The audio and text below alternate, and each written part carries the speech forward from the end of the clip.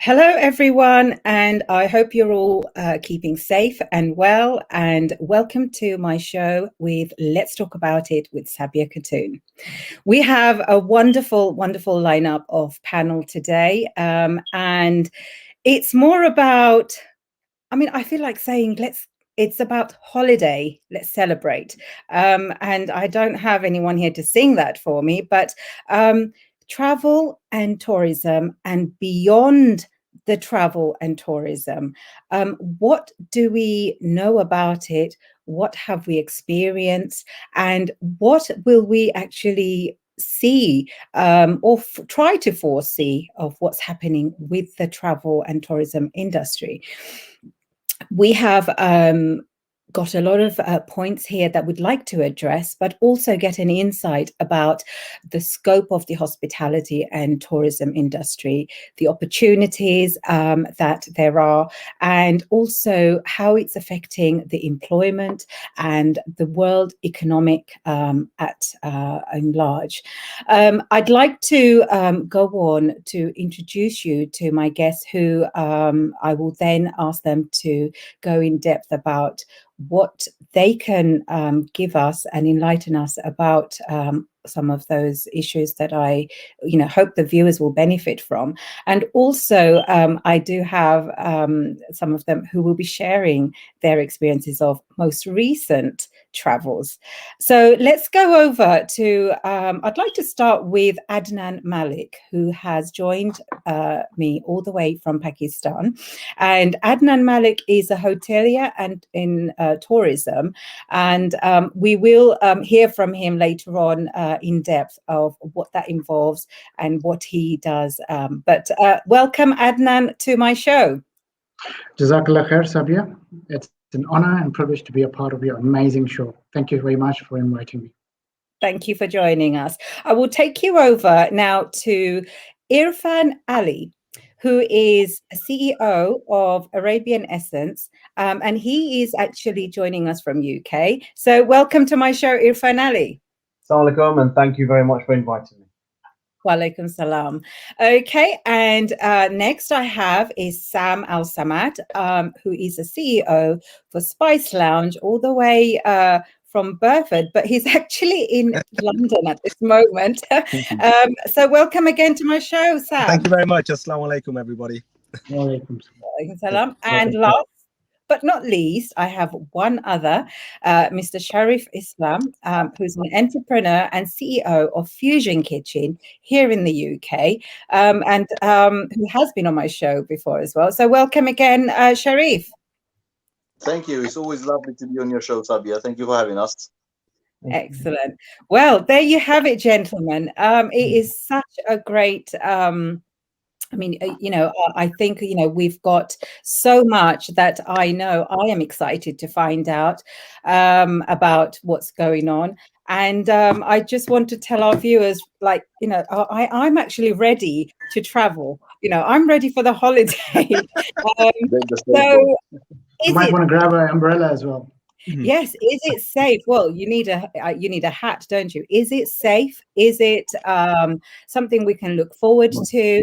And, I think before we can go into any of that, I think I want to ask Adnan, who has ample experience about the travel and tourism industry, to give us an insight of what he does and what he can bring to us as the viewers, and give us some facts and figures of what is happening with the travel and tourism industry. So over to you, Adnan.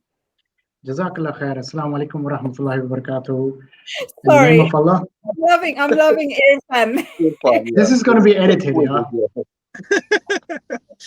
So when you bought the sunglasses, I thought, let me just get one of my, because mashallah, I got 3 daughters, and one of them got this wig, and I thought, let's wear this wig. I was getting concerned. That explains the wig. I was just wondering. He's a Lady Gaga in Las Vegas. We will come back to you. We will come back to you, Irfan. But if we can start with Adnan, I think let's hear some important aspects of what's happening with our hospitality, travel and tourism industry. And let's get a little bit of insight on that. So Adnan, please. Jazakallah, Sabia. Assalamu alaikum wa rahmatullahi wa barakatuhu. I just want to start off by saying, obviously, a dua. Rabbi shrah li sadri wa yassir li amri wa halul uqdatam min lisani yafqahu qawli. Jazakallah khair, and Kemanas, all my dear brothers and sisters. This is absolutely an honor and privilege for me to be a part of this amazing show. Sabia had we got in touch through LinkedIn actually, and she has been phenomenal for what she has been doing on What Talk. I think What Talk is one of the best media broadcasting platforms that I have ever actually seen and actually come to know. And this is great. I mean, the work that you guys are doing and the content that you produce, the quality content that you produce, it's simply outstanding. I really admire this, and I wish we could have something like a What Talk Pakistan as well, or What Talk other countries as well. And in fact, I actually offered Sabia as well that I would love to do a sort of a What Talk Pakistan where we can gather all the people from entrepreneurs from Pakistan as well, and we do something like that. Definitely, yes. So Adnan, if you can actually tell us about the scope, what you see as the scope of the hospitality and tourism industry. Okay. Well, I've been in the hospitality industry the past almost 15 odd years, and started my career from Pakistan, and then obviously I moved to Malaysia, and I worked there, I studied there, and then obviously I moved to Dubai, worked in different hotels in Dubai, from different brands like Marriott Executive Apartments to KHATUN Hotel to Jumeirah Beach Hotel, Kempinski as well. And I've been to different departments, in front office, guest relations, reservations, sales and marketing, mainly rooms division and stuff. And it just has been absolutely ball. Then obviously I went to New Zealand. I've lived in New Zealand for 5 years, and it's just simply fantastic. And what they say about travel and tourism is that life is like a journey, and those who do not travel always remain on the first chapter. So in order to gain experience, in order to gain knowledge, I think the more you travel, the more you get enriched inside with a lot of. It's basically soul wrenching as well. Yes. And in terms of when you meet people, alhamdulillah, when I was working in Dubai, I never had to go to different places to visit them. Everyone was coming to us. We had Europeans and South Americans, and we have, everyone. There's the Middle Easterns. Alhamdulillah, I'm really, really blessed to be a part of this industry. And it's just so amazing that the way it's transformed over the years. So talking about the scope, I think we need to understand, we need to tell people, those who don't know about the hospitality industry, is the hospitality industry is generally recognized as a section of the wider service industry, actually, with a focus on leisure, actually, rather than more basic needs. So today I'm going to be talking about what do we actually mean by that, and obviously about the nature of hospitality industry and the various sectors contained within, and its connection to the hotel industry and the travel industry. It's a very big industry, and one of the fastest growing industries in the world. That was obviously before pandemic. Because of pandemic, everything has gone down.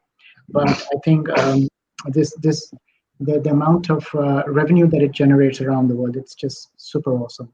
And it's not only related to hospitality. There's cruise, there's airlines, there's restaurants, there's pubs, there's everything. There's amusement parks and everything. So it's so vast, it's so grand that I can't even sum this up within a 30-minute or a 1 hour talk. I think that would be unjustified for that as well. But obviously, coming on to this platform of What Talk, I'm really, really blessed to have this great people. I mean, some of the great entrepreneurs sitting in front of me, although they're having sitting in the cars and having Michi Doi. It takes me to Sam now, really. Sam, tell us about, I mean, pre-pandemic travels that you have, been on, and it's been like it has been a year since, Alhamdulillah, thank you, Adnan Bhai.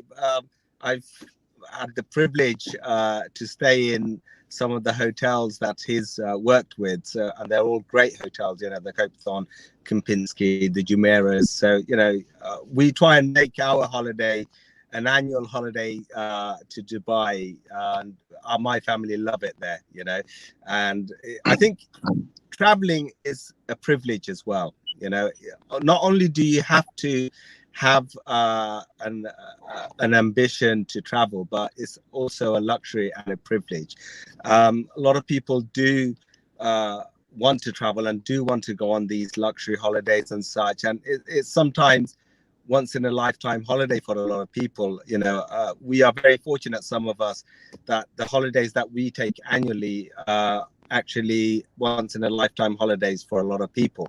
Although nowadays I think it's quite common to see the holidays as really like eating out all the time. People can take loans out and such, and people do take loans out just to go on holiday, an annual holiday with the family, etc. I think it's become part of life.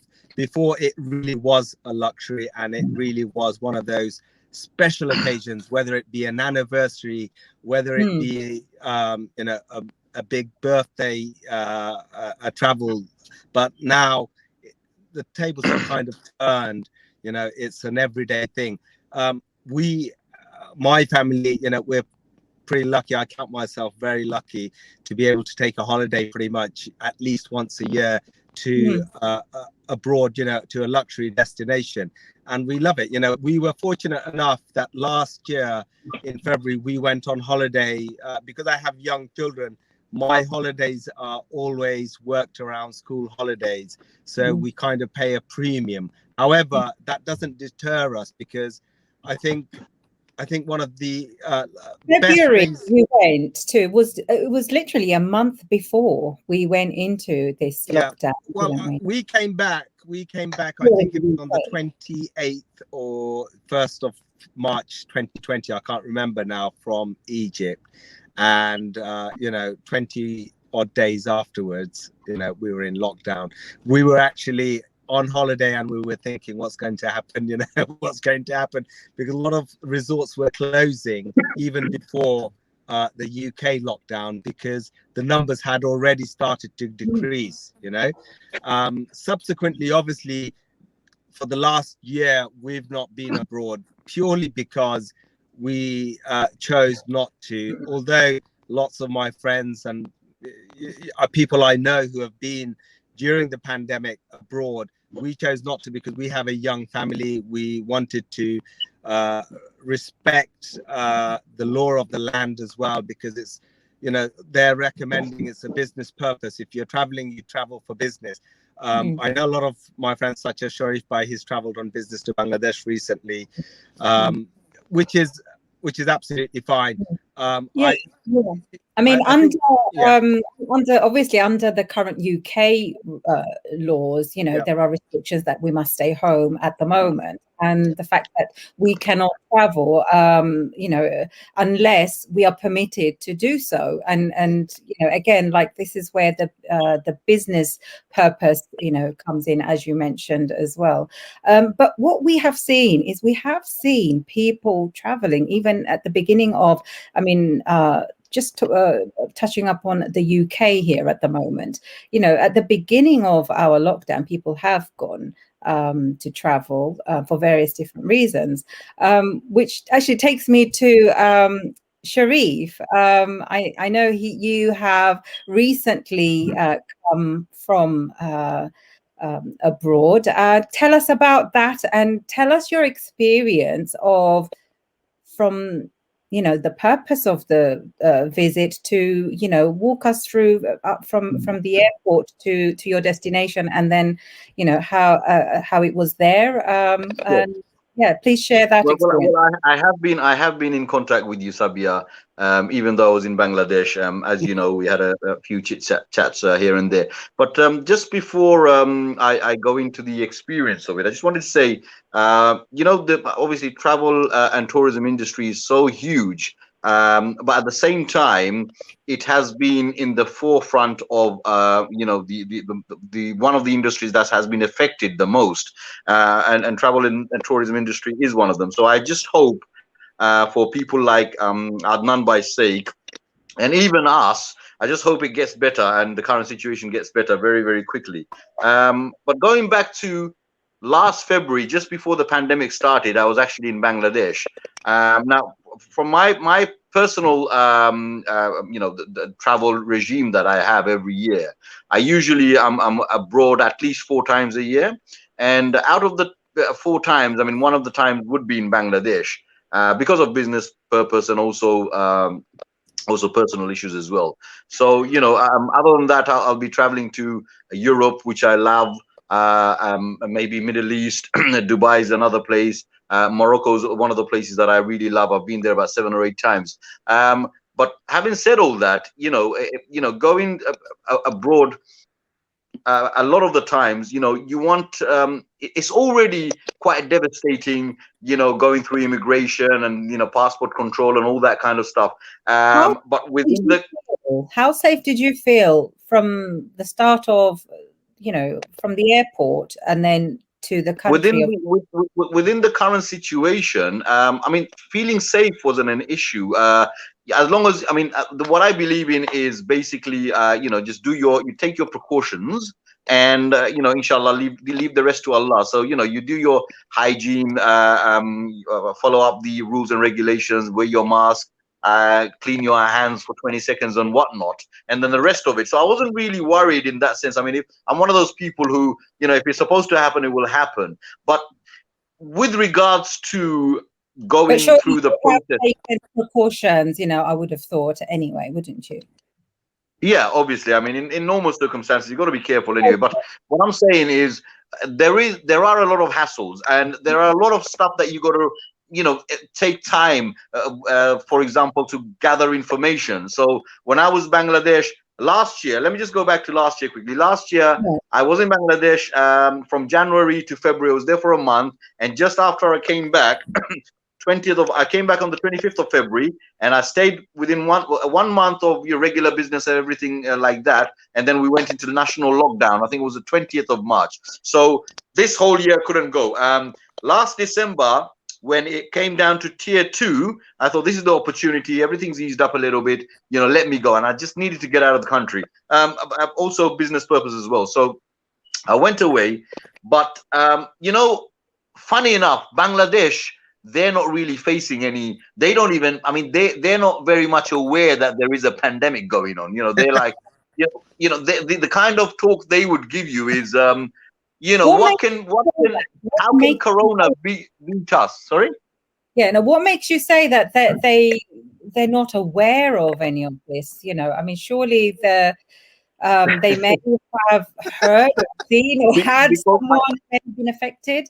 Yes, yeah, absolutely. But what the reason I would say it because is I was in places like Gulshan, Bonani, Uttara, and this is Dhaka, right? Now we know statistically about 160 or 70 million people in Bangladesh anyway, and majority of the people are in Dhaka. So when you go to Dhaka, when you go to places like Uttara and especially Uttara and Gulshan, let's just say Uttara, pandemic goes out of your head because the way people are, very relaxed and going about their normal life, you don't think this. And then when you go home and you think, we're actually in a pandemic right now, but you don't feel it. And it's not really that much on the news as well. People are not really talking about, you don't hear death every day. I mean, I was following Facebook. I'm very active on it, but most of the death news would be in the UK. So, and people were telling me, Sharif Bhai, don't come back. You're in Bangladesh, stay there. You're much safe. And I actually felt safe. However, with regards to the regulation, they are very strict. So, you have to take your corona test within 72 hours. The airports are very, very stringent in checking up, with the temperature probe and all that kind of stuff. So I was very happy. And even in places like Uttara, they've got mobile sort of mobile machines where people can go and actually wash their hands, and they're giving out free masks and stuff like that. So I was very happy to see that the regulations are taking place, but at the same time it's very, very difficult to get that many people. People would be saying, well, if we don't go out, then what would we eat? Because there are, a majority of them are day laborers and people have to work. And alhamdulillah, the thing with Bangladesh is, and I've always believed in, is, there is divine intervention. Definitely, divine intervention is everywhere. But places like Bangladesh, right, the crowd and the way they drive, you literally don't have an inch space between two trucks when they travel. Do you understand? So definitely divine intervention. Without the help of Allah, Bangladesh would have been destroyed a long time ago. So alhamdulillah, coming back to you again in a while, Sharif. I'd like to head towards Irfan. Irfan, are there any beautiful stories you can share with us, of yourself, being an entrepreneur yourself, and having a product such as oud and the essences? Surely certain travels that you may have done, would have been business trips as well as personal. So would you care to share with us? Yes, of course. A lot of my trips actually are nothing to do with business at all. They're to do with my charity.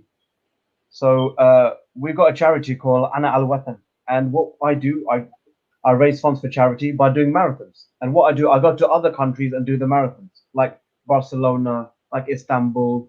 And I unfortunately did the Dubai marathon because I cannot stand Dubai.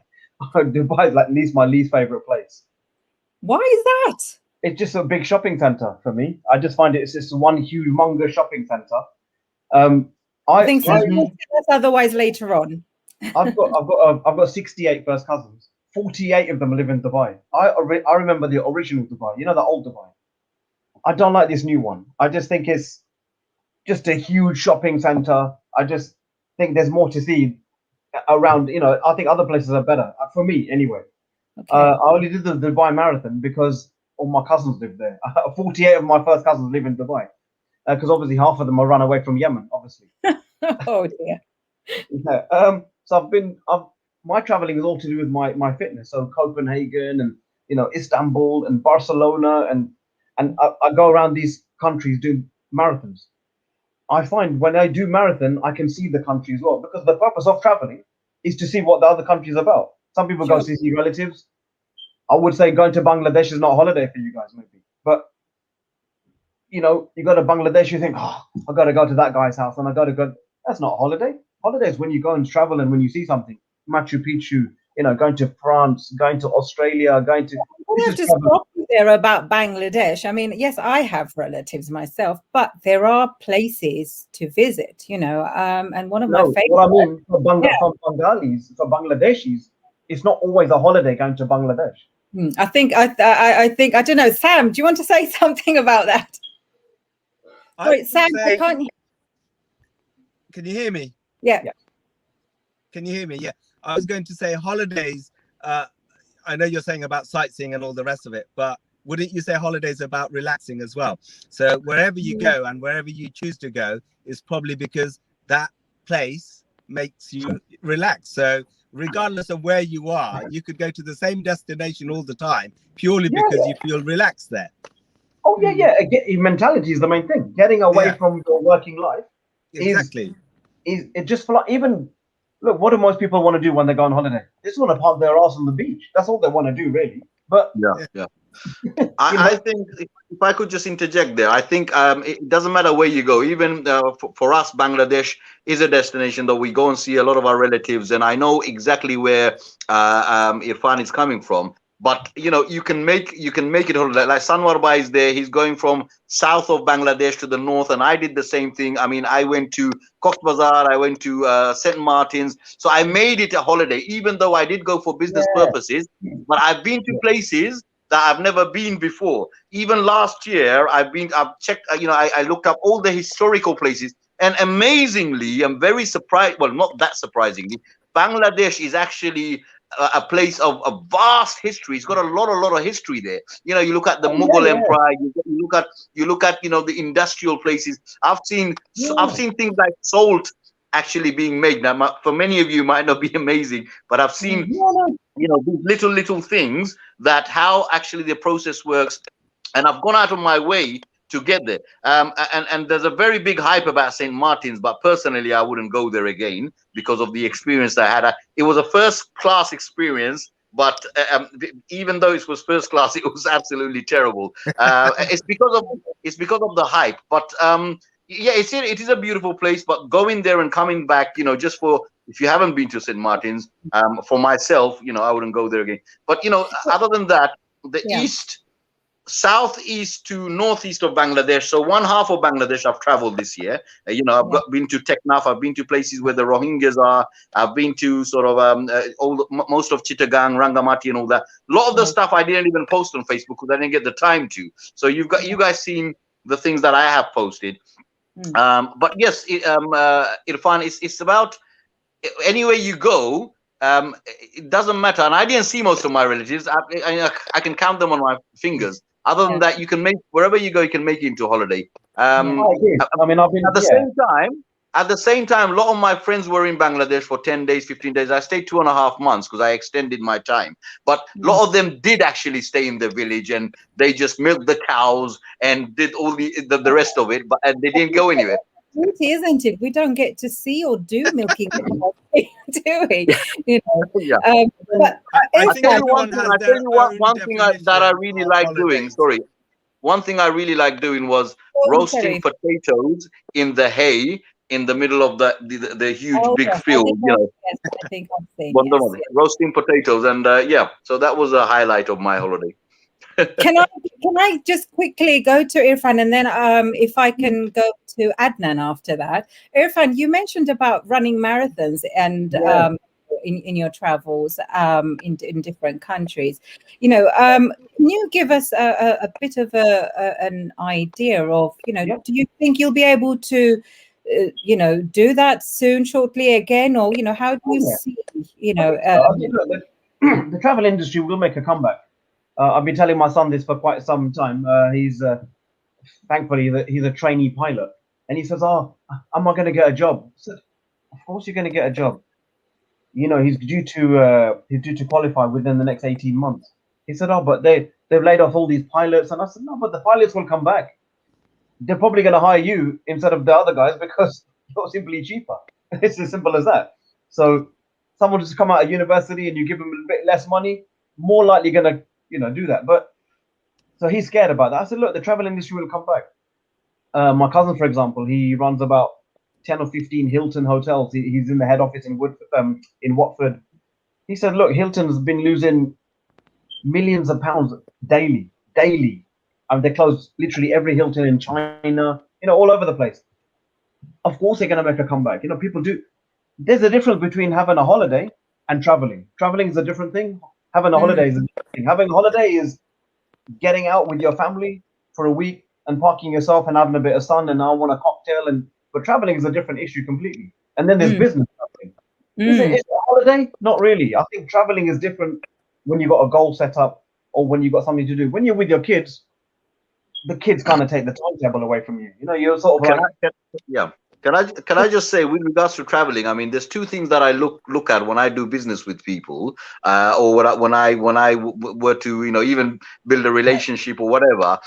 It's two things. One is education, a certain amount of education, and the other thing, they have to be well traveled. So it's not always a holiday. Well traveled is actually a self-education itself, because these people are experienced.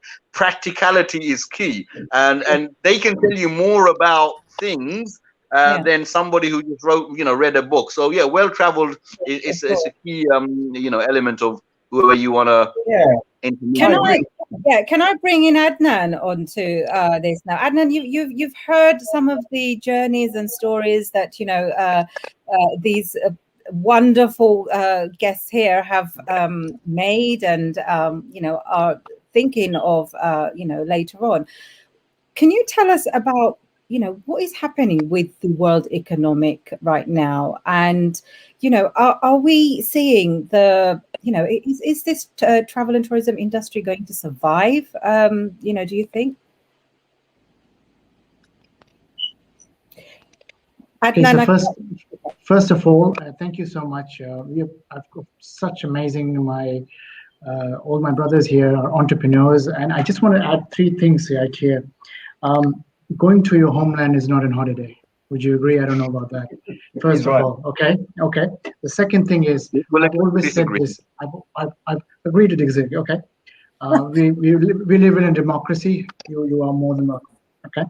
So there's something that I wanted to say that, remember, back in 20 years ago when I was not working in Dubai, and when we used to go and visit our auntie and uncle's house, we used to go there. For us, it was sort of a first-time travel or second-time travel, and we used to be in bed, like wake up 12 o'clock in the afternoon, 1 o'clock in the afternoon. And then I kind of realized this, that when you go to visit a place, if you wanted to sleep, you could have done that back in your hometown. You're here for a purpose. You've spent a lot of money to book the hotel, to book the whole experience, the travel arrangements, the airline tickets and all that stuff. You've booked that. You've spent thousands of pounds or dollars to come and sleep until 12 o'clock in the afternoon. I don't think so. You should be getting up 6 o'clock in the morning and being adventurous. This is what I believe. This is what the real travel is, because if you really wanted to sleep, you could have done that. There's no point of going to a country where you're just wasting half of your day in the hotel room when you're actually paying that for 6 hours for nothing, first of all. So I believe that that's the first thing that I wanted to talk about. The second thought about is, as everyone was telling here, obviously there's a difference between hospitality and the tourism industry. The hospitality industry and the travel industry are very closely related, but they are not the same. So, but there are also some subtle differences to be aware. On a very basic level, a travel or tourism industry is concerned with the service of people who have traveled away from their usual place of residence, for a relatively short period of time. By contrast, the hospitality industry is concerned with service related to leisure and customer satisfaction. This may well mean offering services to tourists, but it can also include the provision of services to people who are not tourists as well, such as locals enjoying their free time or people coming to an area of reasons other than tourism. While being said that, obviously a lot of brothers have shared their experience, and I would believe, I agree with most of my brothers here, is exactly the same in Pakistan. My uncle, who came from my sister's wedding two months ago from UK, the moment he landed in UK, after I think there was a second or third day, there was a lockdown was introduced, and he said, "Gosh, I left Pakistan just in time," and he thoroughly enjoyed 2 months of his travels to Pakistan. He said, "Where is Corona?" Alhamdulillah, we Muslims are, I think, we are a very Allah Tawakkul kind of people, and of course there's hypes and there's scares of Corona everywhere. But I do believe that there was a video I was watching the other day, and it says after almost a year or 1.5 years of research, we have just come to know that yes, Corona affects you, but only those people who have low esteem or sort of in low immune system. If your immune system is weak, then it will get you. So, and alhamdulillah, I think we being Muslims, I think whether it be Bangladesh or India or Pakistan, I mean, you can see the videos and everywhere. Again, all these three countries, we don't feel when we go back to these countries and we go for holidays, you don't feel, where is Corona? You can't scare these people with Corona. Trust me on that. What add on to that, Adnan, is consumers are forever looking for the rebuilding that trust and confidence in wherever they go, especially if they're going to stay in a hotel, for example. What can you say about that? I think it really connects to your earlier question, which you said that how can we recover, and that's the topic obviously for today, is to the recovery. And I think that the recovery and beyond, or maybe let's say the future of travel and tourism. And I would like to add this in the wake of COVID-19.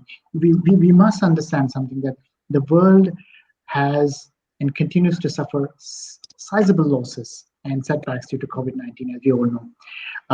Not least among these setbacks is the shock to travel and tourism industry as well.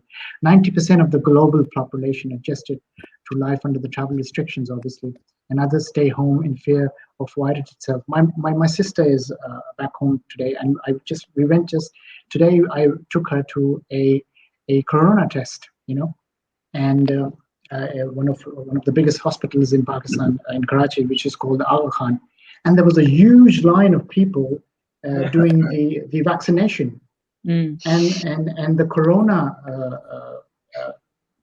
hall was absolutely empty, the testing room. So people are going towards vaccination more, because obviously when you travel, you need to do all those prerequisite things as well. But what we need to understand is we need to understand 4 trends that are actually affecting us. First is the demand evolution. Travelers' preferences and behaviors have shifted towards a familiar, predictable, and trusted things now. Domestic vacations, extensive planning, and the outdoors will, reign the short terms, with tourism, business, and destination already adopting. However, we need to take care of your health and hygiene, which is also plays a very important part, along with innovation. And I think this is just this is a great example of how innovations can help people, especially with the COVID-19 is proving to be an unexpected catalyst, especially in the tourism and travel industry. So I think with all these trends in mind, last but not least, I would like to say that sustainability is very important. From widespread unemployment and anti-racism movements to the restoration of natural habitats, the world has been, regenerated to tackle social, environmental, and institutional sustainability as well. In particular, heightened public awareness of wildlife markets and poaching has boosted advocacy for wildlife protection. So a lot of things has worked in favor in terms from directly or indirectly related to COVID as well. So when we talk about going and beyond, I think there's hope, obviously, and as predicted that there's going to be a third wave coming. Like in Pakistan, everything is going to be open by the 15th of March. The government has already announced it, but just in case, so that's why. Yeah. Okay. Irfan, can I get back to that lovely hairdo thing you had on? Am I correct in saying that you probably had that on when you were doing some of your marathon runs as well? Absolutely no chance in hell, man. The worst experience I had when I did the marathon was I was overtaken by a guy wearing a suit. And I thought to myself, the guy is wearing a suit and bow tie and he's overtaken me. Have I trained? Have I done anything? And that was my marathon in Athens. Athens. And Athens is actually a beautiful place. And when you're running the marathon, you actually get to see all these places, because you think, wow, if I was actually driving, I wouldn't see that. I wouldn't see the Colosseum, and I wouldn't see the Stadium of an icon, and I wouldn't see this. Honestly, that is a really good way to see what you want to see, while you're there. Because every place has its own history. Personally, I would love to go to Bangladesh. That would be one of my ideal holidays, because I know Bangladesh is beautiful. I know it. You've been there? No.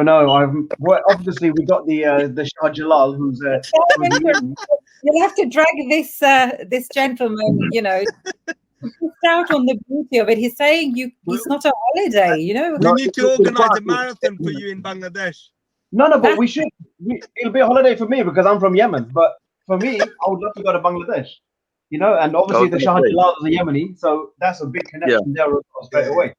And so for me, when I go back to Yemen, I go for business, because we do our bakhur and our oud, and unfortunately, a lot of our factories blown up a couple of times actually, and a lot of my family have died. That's another story. But the essence that we do, I have to bring them back to the UK. So getting them here to the UK is a problem. So I need to go there, check the quality, because obviously the product's all about quality. Getting it to the UK is difficult. So that's my traveling to Yemen. But in terms of actually going on holiday, or something that I want to do, then for my marathons and this and that. But obviously we have to thank the aeroplane, because if it was camels and ships, we wouldn't be doing all this traveling, Sam, tell us, when was your last trip? Where did you go? Listen, are you talking to me? Sorry. Yeah. Yeah, my last trip abroad was to Egypt. We went to Hurghada. We had been to Sharm el Sheikh, but we thought we'd go to Hurghada this time. But It is nice. Coming back to Irfan Bhai, he's a bit of a character with his wig and all the rest, all the rest of it. No, I think. I want to see your wig again. I missed it properly. Oh, sorry. Look, if you do your wig, I'll do my glasses. Go for it. The pink one as well, huh? Yeah, don't Sabia. You should wear your glasses. Yes. Do I look like I'm ready for holiday? I think we should have all got our own glasses. Do you normally run the camels like the Bedouins do? Oh no, that is a Ghatrafa, that is well, wait, that's been taken to weddings now, You look like Barbie doll. No, he's a lady of Yemen. The guy that was running next to you with the suit on. Are you sure it wasn't Samad Bhai? Because that's a good description of with a bow tie and the suit all the time. I was just about to say that, The guy who overtook me in the marathon was actually a Chinese guy. He was wearing shoes. Imagine I'm wearing my trainers. The guy's wearing shoes, and he's overtaking me. And guess who I finished with? A guy who was 75 years old, a Mexican guy with a big sombrero. Yeah, but Irfan Bhai, you were busy sightseeing. So you can be excused. I was too busy seeing the Colosseum and the ruins of Zeus and. Yes. Well, gentlemen, it's been great. We are coming to the end of the show very, very shortly. I want to hear from you all. Any last few things that you would like to mention? If I could start maybe with Adnan. Any last few things that you would like to mention before we wrap up? It is happening. I can't express my gratitude to War Talk and these amazing brothers to be a part of this amazing panelist. I think it was. I think you have really lived on that word which is called the travel and tourism. You've really not made it very serious about it. And when I was invited onto this show, a lot of people thought he's going to be talking about, ROIs and returns on investments and, in the buildings and real estate. But I think you've just, made it so easy for the audience here. And you've really shown what travel is all about. And inshallah, I hope and pray to Allah that may, Allah return us back to those days when they used to do dune dashing in the deserts of Dubai. And as Irfan Bhai says, he does not like the new Dubai. No, he likes the camel style. I like the camel. The old school. Okay, so I think we as millennials, I would say, and then we have the Generation X and Generation Z. I think obviously there's a gap in generation, but I think the future has much more potential with great people. And I'm really so proud of you. I've been a restaurant person as well. I've worked in the food and beverage industry for many years, and when you open a restaurant, you're not just owning a restaurant, you're just providing a livelihood for many people. It's a livelihood for many people, for many families. So Jazakallah that for that as well. I can relate to that. I'm sure somebody can relate to that as well. Sabia, can I just add? So, yes, go on, Sam. Yeah, I was going to say, obviously, being in travel and tourism and me being in the restaurant industry, although the coronavirus has affected restaurants massively, I think those restaurants which relied on tourists, so they're in a tourist destination, let's just narrow it down to England, people who are, let's say, in the coastal parts, perhaps West Country, Devon, Torquay, Plymouth, etc. If you're in remote areas where you're generally just relying on a lot of tourists and not that many locals, I think they've been hit double. They've been hit hard double, purely because, one, there's travel restrictions. Two, there's a down in trade anyway, with people not being able to eat out, etc. And the fact that those restaurants were thrown a lifeline by the government is obviously a thumbs up. But I think still they've suffered massively. So I think those restaurants are eagerly awaiting the coming weeks and months, where the weather's better and we're easing back into normality, the lockdown's coming to an end. I think what's gone is always gone. You can never recover. What you've lost is lost. I think we just have to be staying, if you've survived this last year, even with the help of the government, I think you can't just survive with the sole help from the government. You've got to be mentally strong as well. If you just think, well, government's helping me pay for the staff with the furlough, you've still got the rents, you've still got this, you've still got that sort of payment. Mentally, you have to be so strong. So a lot of these restaurateurs and hoteliers, independent hotels who've managed to stay afloat and keep going and are looking forward to open, I think it's hats off to them. It's been a very, very hard year, and I hope everyone well, and I hope they can come through this. Definitely. Yes, thank you for that, Sam. Sharif, anything to add on? I'll just add on to what Sambai has just said, and just before that, I'd just like to say, with regards to what Irfan Bhai mentioned earlier on, Irfan Bhai, Adnan Bhai, I think what he mentioned earlier on. I think you started off with excursions before, because if you think that just going to your homeland is not a holiday, then must have been excursions that you got into. You're waiting for that. You want you to get back to me on that. You're waiting. Let me take my time. I'm going to get back to you on that. I just wanted to. No, but that's great. Promoting. You can't sleep for until 12 o'clock. So yeah, basically, you just want people to get up and go. And yeah, you're right. But holiday. With regards to holiday, I mean, somebody could take a holiday from work and then just sit at home, and you ask them what you're doing. Well, I'm on holiday. So yeah, just to clear that part. Sorry, let me just take up 10 more seconds. Just to add on. When we go on holiday to the UAE, doing his hair. Listen, when we go to holiday in Dubai, we always get up at 12. We always get up after 12, purely because we've done most of the excursions. We go there purely because we want to relax, and in the Middle East, most of the things are open in the evenings until 12 o'clock, if not 24 hours. So what do you want to wake up at 8 o'clock in the morning just to go and have breakfast?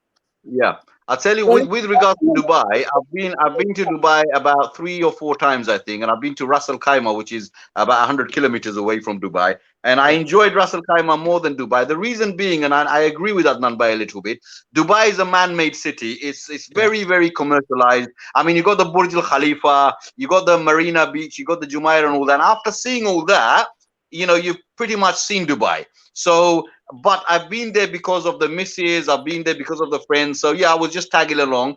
Me, personally, I like, sceneries. I like a lot of natural mountains and this, that, and the other. So this is why I like. But going back to go to Fujairah. You'll love Fujairah. I'll go to Fujairah. I'll go to Fujairah next, inshallah. If you need a little bit of jinnat and all that, go to Elaine. There's a lot of jinns in the mountains of Elaine. Elaine is good. Yeah. No, thank you for that. Thank you. No, I'm an explorer, so I like adventure, and I like all that. I mean, when I was in Bangladesh, when I was in the car, I used to tell the driver to put Boot FM and stuff like that on it. I don't know if you heard of that, but there's a lot of. I like those kind of stories. I was enjoying the parts. Yeah, going back to what Sabia was saying, I just hope the travel and tourism industry comes back to normality, because we all need that, and we actually to have a good mental health as well, we do need to travel. And also, more importantly, is actually since Adnan Bhai started off with the dua, it's actually one of the commandments of Allah. Travel throughout the lands, whatever Allah has sort of created. And personally, I love to travel. I love to travel more than anything else. So I just hope everything comes back to normal. Yeah, I just hope everything comes back to normal, and definitely the curry industry, because we're in it as well. And without that, I mean, some of us are. I just had a meeting before Vodtok. I was actually in a meeting with a couple of my partners with regards to the restaurant business and all that. We know Ramadan is the time. I tell you what, Ramadan is coming, and Ramadan is a time that we, being in Whitechapel, we are booming with business. We do, let's say, 25% of the business, you know, for the whole year's business in Ramadan. So this Ramadan, again, this is going to be the second Ramadan. I mean, last Ramadan I had it closed. This Ramadan will just be selling, you know, street food. Restaurants going to be closed. I mean, I have about 200 we'll people, have to if do not more, that one. Okay, we'll have to do a show on food on that one. So if we can, you can do that. There's a lot to talk about. There's a lot to talk about, especially when Ramadan is coming. And I just hope everything. With my last words, I just hope everything comes back to normality. And I'm missing the travel industry. I'm missing the restaurant industry. I'm missing my passion. You know, I did so many other things, but right at the end, I went up, about 10, 11 years ago, opened up a restaurant. So my passion is to serve people, to see a smiling face when they come in, to see a smiling face when they come out. And thank you very much for giving me the time. He's missing the belly dances as well. I wanted Barbie to say something, please. If we took he's missing the belly dances as well. Madonna, you know. Yeah, so your last few, okay, so Irfan's just looking for that holiday now. But thank you very much, gentlemen, for coming on and making this. As long as sorry, Irfan doesn't say, you can brush my hair and undress me anywhere, and that's fine. You can wear that wig. No problem. Hold on. Barbie doll song. Oh well, there you go. So he will be calling.